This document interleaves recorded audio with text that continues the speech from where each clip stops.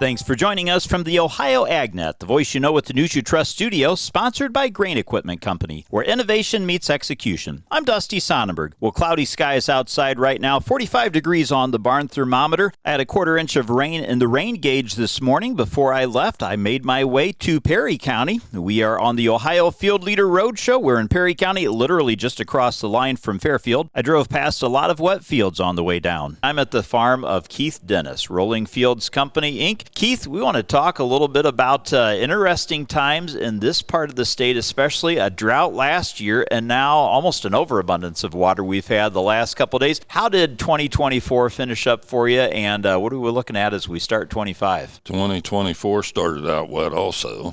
True. We'd had some really big 5-inch rains within a few hours. This year the rains we've had 5 inches this week, but it was more of a gentle rain, so we haven't seen much erosion parts, but the covers have helped. Well, Rolling Fields Company definitely describes the terrain down here where I'm from in the flatlands. We don't near have the slope that you guys do, but with those rains and the cover crops, it looks like hopefully that is helping control some of that erosion that can be such a problem in the area. Immensely.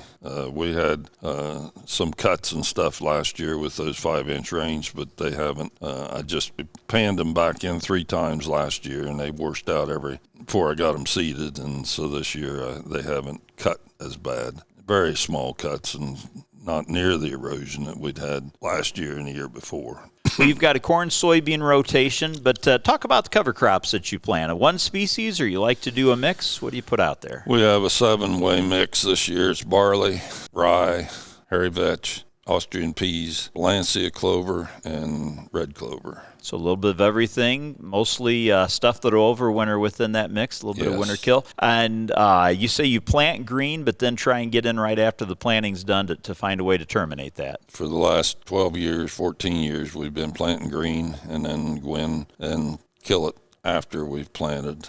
We haven't got into the roller part of it yet, but that's on the horizon, to try and eliminate the chemicals as well as we've eliminated the fertilizer. Now, when you say planting green, you aren't just talking stuff that's above your boots. You're talking stuff that is almost above your head. It's taller than the tractor tires. The last couple years since we've started adding nitrogen to the cover crops in the fall, and is whenever we can get it on. And you've been able to adapt the equipment to pull through that okay? Yes. Very good.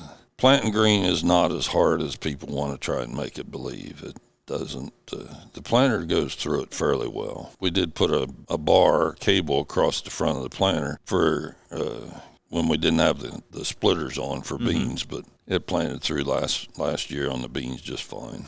Well, I'm anxious to get out and see some of the fields as we get ready to see how those cover crops came up, made it through the winter as we go into the spring. Again, we are broadcasting today with Keith Dennis, Rolling Fields Company. We are in Perry County, literally just across the field from Fairfield. And a reminder, the Ohio Field Leaders, a project of the Ohio Soybean Council and your soybean checkoff dollars at work. Let's take a look now at your Thursday weather forecast brought to us by Seed Consultants. Simply better performance online at seedconsultants.com. Plenty of clouds around for the balance of your Thursday. I'm Chief Meteorologist Ryan Martin. Let's take a look at that Ohio Ag Weather Update.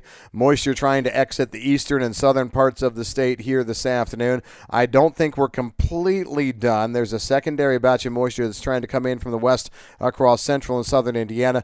If that impacts us at all, it will be in the overnight tonight and in southwest Ohio. But still, it's a gray Thursday. I think we get clouds to break up a little bit quicker as we move through tomorrow, but we're still chilly. The cold air holds into Saturday, starting to warm up on Sunday.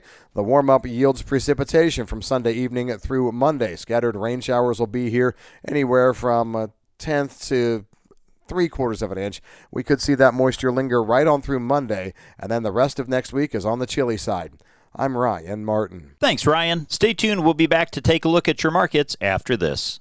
In any year, your best harvest is only a few upgrades away.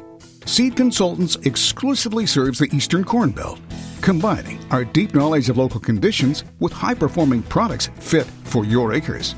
Most importantly, our customized services put our products and your business in a position to succeed. We help you start with better to grow your best.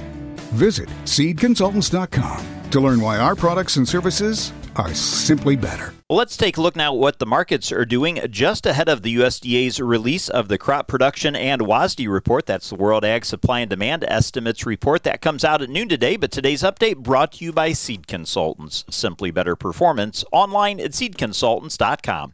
May corn is trading up 2 3/4 cents at $4.76 3/4 cents. December new crop corn up a penny and 3/4 at $4.52 1/2.